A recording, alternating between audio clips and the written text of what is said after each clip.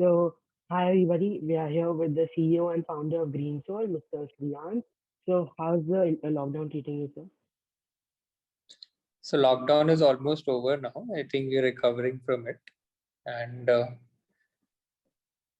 it had some impact on the corporate partnerships we had, but they're also picking up.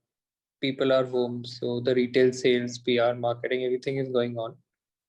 Okay. So Uh, overall, not a major impact as so, well. did you think about doing something like in social entrepreneurship at that time that wasn't such a big thing? I mean, could you please comment on your journey on social entrepreneurship and how do you think it's needed in India?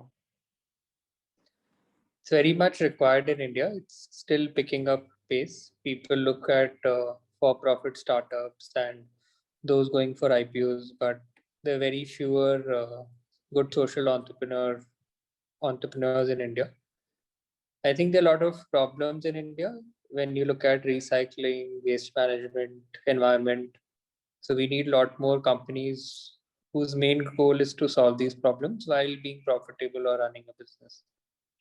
So we have had a good journey and a good response from corporates, stakeholders, and we recommend that a lot of other people join this movement, and especially the younger people, they start these kind of social ventures. Okay, thank you. So next question.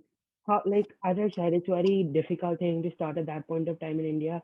So what would you say the challenges are the challenges that you face, and what challenges do you think that someone entering the field now would face, and how would you suggest that they like prepare for those challenges and like a way to combat them, like in today's industry? The challenges will be there because uh, in anything you do, but they should take it as a stepping stone, because challenges are like questions that what will you do about this problem, what will you do about your innovation products. So they should take it as a positive question and solve it as and when it arises. And the environment is much more favorable now for social startups compared to 5 years back, when social entrepreneurship was completely unknown. And there's a lot more support available in terms of incubators, a lot of eyes on India in terms of investors, HNIs. So a much more favorable environment, and social entrepreneurship is also need of the hour, especially if younger people can step in and take up these social issues. And even a better environment now compared to 5 years back. So really recommend that people go ahead and their ideation is very easy, because if you look at any field, there will be a lot of problems. They need to develop a prototype or a service which they can easily show to customers or their clients and take feedback. And then a scalable model is needed where you can repeat what you've been doing again and again. That is what essentially a business or service is. So do you think is something is necessary like to have proper funding? So do you suggest that someone start a business like earlier, and then once it's doing well, start a social entrepreneurship, or like just go for it from the get go? They can go for it from the get go, and ours is also a for profit social venture. Earlier, we used to do CSR for companies, then we started recycling as a service and also doing retail now. So, our process has been the other way around, first social venture and then for profit. And that is, if you want to make an impact, that is an ideal route, because once you start making profit, there's no guarantee that you'll shift back to social work.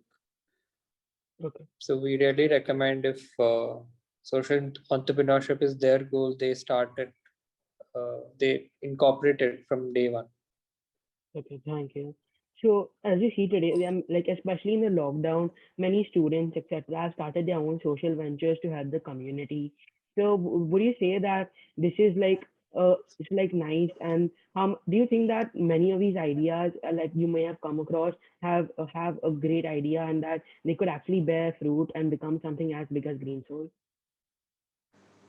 Yeah, a lot of them. Some people have taken inspiration from us also. They've started recycling for glasses, clothes, and everything does have potential. The only thing is the will of the entrepreneur, whether they'll be able to take it up in the long term or not. That is what really defines the success, not the circumstances, actually. Okay, thanks. Circumstances, as I said, are much more favorable now compared to 5 years back, and they'll be even more favorable 5 years down the line for this particular sector and environment.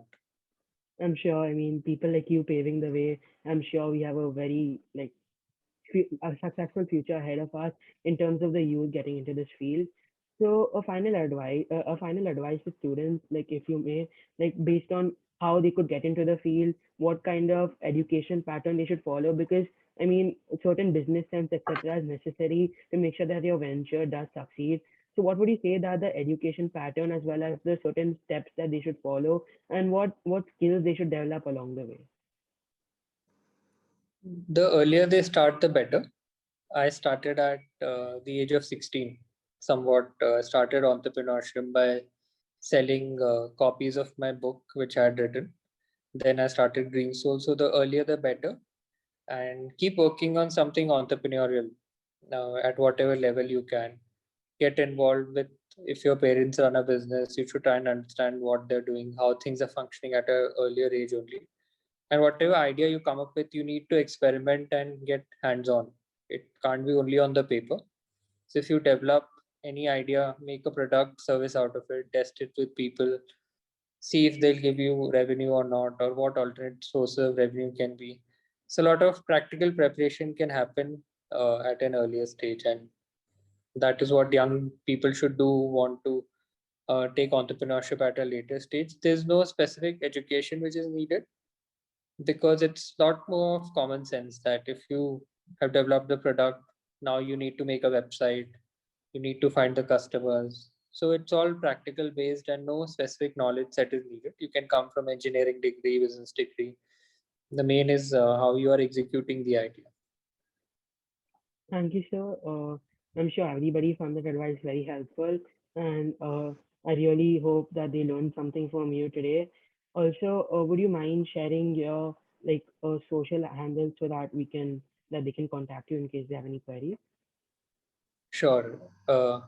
They can contact us through greensole.com. care@greensole.in is the email ID. So any queries they can reach out. Okay, thank you. Thank you. Thank you.